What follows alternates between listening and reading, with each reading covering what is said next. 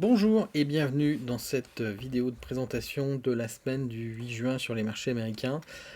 Pourquoi du 8 juin, sachant que le 8 juin c'est un mercredi? C'est tout simplement parce que lundi c'était lundi de Pentecôte, donc relativement calme sur les marchés, même s'ils sont ouverts, même s'ils sont ouverts partiellement pour certains. Et puis surtout, il n'y avait pas grand-chose en termes d'actualité macroéconomique. Donc je me suis dit, pourquoi ne pas commencer directement le 8 juin?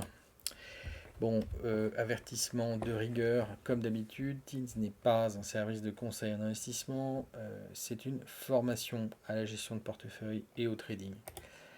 Vous êtes responsable de ce que vous faites. En ce qui concerne ma bio, je vous renvoie à la vidéo que j'ai faite sur la chaîne. Je n'ai pas changé, je suis toujours la même personne, donc pas la peine de revenir dessus. Passons directement aux statistiques pour votre macroscope. Donc, lundi, mardi, comme je l'ai indiqué, il n'y avait pas grand-chose de véritablement essentiel pour l'établissement de notre macroscope. Quand même, un point important, c'est qu'on est revenu au-dessus des 3% de rendement sur les obligations d'État américaines à 10 ans. Ça était redescendu un petit peu en dessous la semaine dernière, mais là, ça y est, on s'est réinstallé dessus. Donc, assez logiquement, l'inflation ne baissant pas, les taux, les rendements continuent à augmenter. Aujourd'hui, mercredi le 8 juin, PIB de la zone euro, ça n'a aucune importance pour les marchés puisque c'est déjà du passé, ça n'a pas de valeur prospective. Jeudi 9, nous aurons décision, ou plutôt non-décision des taux de la BCE. 0 plus 0 égale la tête à Toto, comme d'habitude, avec la chouette. Nous aurons quand même les inscriptions au chômage US, qui est un indicateur un tout petit peu avancé des NFP. Et vendredi, très très important, l'inflation aux États-Unis. Et également relativement important, pas à court terme, mais à un peu plus moyen terme, le sentiment des consommateurs en version préliminaire, donc statistique éditée par l'Université du Michigan. University of Michigan, je crois que c'est ça. Consumer Sentiment Index. Voilà pour l'économie. Donc évidemment, tout le monde attend les chiffres de l'inflation pour voir si on est arrivé à un pic ou pas. J'ai eu l'occasion de m'exprimer sur le sujet. Les résultats de la semaine, lundi, donc il n'y avait pas grand-chose.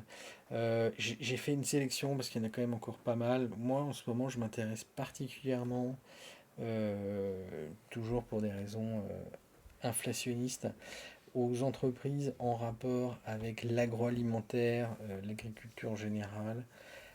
Donc on va avoir United Natural Foods, UNFI, et JM Smucker, SGM, c'est le ticker. Mercredi, Campbell Soup, vous connaissez tous, je pense, les soupes Campbell, et Five Below. Là encore, dans le domaine de la consommation discrétionnaire. Autre sujet intéressant en ce moment.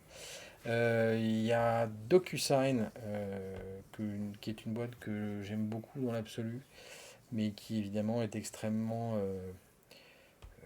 massacrée depuis maintenant 6 mois. Hein. Il n'y a évidemment pas de E à DocuSign. Et vendredi, rien à signaler, en tout cas qui m'intéresse dans ma liste de surveillance. Opération sur titre, maintenant notre troisième chapitre. IPO, rien. Fin de courrier de période, j'en ai pas cherché, donc j'en ai pas mis dans le tableur. Expiration de lock-up, par contre, on a Chicago Atlantic, Singulate et HashiCorp. Aucun rapport avec la bouffe, HashiCorp. Et augmentation prévue de dividendes, United Health, Caterpillar et Clorox. Dernier chapitre, les événements de la semaine. Alors on a une conférence sur la stratégie de Peer Therapeutics, donc dans le domaine de la santé, pharma. On a MongoDB, qui a une grosse conférence. Ça va être intéressant par rapport à l'avenir des bases de données et au positionnement stratégique des uns et des autres. On a une réunion investisseurs qui va peut-être chauffer un peu avec Hasbro. Et par ailleurs, quelques réunions investisseurs qui m'intéressent moi parce que c'est dans les secteurs que je surveille. AMD, Verint Systems, Wendy's et Nutrien. Pour finir, j'ai pas mis de date pour Target, bien que c'est clairement une boîte qui est dans mon viseur, parce que j'ai pas trouvé encore la date. Faut que je trouve. Je me suis inscrit, mais j'ai pas retrouvé le mail. Et il faut que je trouve absolument quand c'est. Si je ne l'ai pas déjà passé, ça m'étonnerait. Euh, pour ceux d'entre vous qui ont des foncières cotées, c'est mon cas. Il va y avoir la semaine Narit, assez importante hein, dans le domaine, avec notamment Store, Massrich, Public Storage et Tanger Factory Outlet. SKT, moi ça fait longtemps que je l'ai plus en portefeuille, par contre Massrich aussi, ça fait longtemps. Par contre j'ai du Store Capital pour être tout à fait transparent. Et je crois, non j'ai plus de Public Storage. Et puis pour finir, la conférence avec un F qui manque de Goldman Sachs sur les semi-conducteurs. Autre sujet qui est clairement dans ma liste de surveillance. Bien, je vous remercie de votre attention. Je vous souhaite une bonne journée, une bonne soirée. Faites pas les cons sur les marchés.